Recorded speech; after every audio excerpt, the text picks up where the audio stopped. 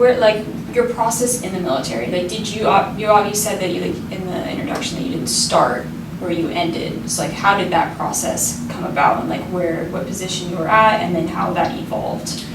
So when you enlist, the majority of people who enlist, unless they have college credits, a significant amount of college credits, you start out at the bottom. So Wow. E1 is the entry level of enlistment into the military.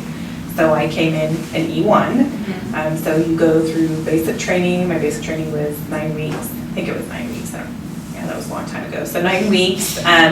And then I went on to become a medic, a combat medic. And so that training right there was approximately 4 months.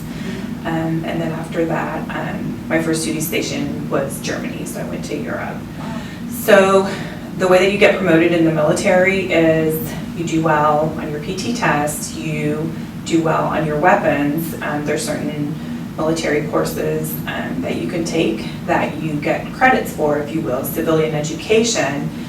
So it's very, the system is built for you to promote if you're motivated. So if you're just doing the bare minimum on your PT test, or you're barely qualifying on your weapon, or you would rather go hang out instead of doing classes, then you're probably going to stay stagnant. I was motivated, and so I progressed pretty quickly in the military, but it's, you're constantly learning, right? And as you get promoted, you get more responsibilities. So your average 21-year-old may be a sergeant who's in charge of 5 to 6 people, who's in charge of $1 million worth of equipment, who is making decisions that you probably wouldn't even think that a 21-year-old is making these kind of decisions. Wow. So it's very built to, it's built for you to promote if you're motivated, but also to really give you the leadership skills and to enable you to succeed. Wow, okay. So, like, in terms of, like, official, like, names, where you were, like, what were you to begin with? So you come in as an E1, you're a private, right? Okay. And then E1 to E3 are all private. So E1 is just a regular private. E2 is private second class. E3 is private first class, and then you move on to E4. So E4 is called a specialist. So you're considered the master in your trade, if you will. So those are the junior enlisted ranks. Once you promote to E5, you're in a leadership position. You become a sergeant. So that's what I was talking about earlier. You know, you might be in charge of people, equipment, making some big decisions. Then from E5, you go to E6, which is a staff sergeant.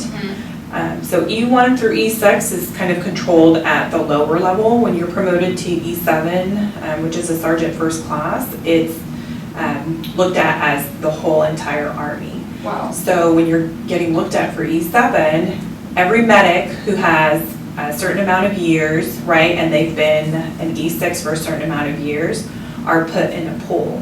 And you have to get your records ready. So you have to take a picture. There's a specific picture you have to submit. Your records have to be straight. Make sure that all your education is listed. Make sure that the representation of who you are is in this packet, because the people who sit on the panel literally have 5 to 10 seconds to review your evaluations, what you've done in the previous how many ever years, and say yes or no, this person is getting promoted. Wow. So it's very, very competitive. Yes, I imagine. A lot of people who end up retiring don't necessarily make it all the way to E7, right? So again, if you're motivated early on, it's going to help you later on, right? So after E7 is a master sergeant.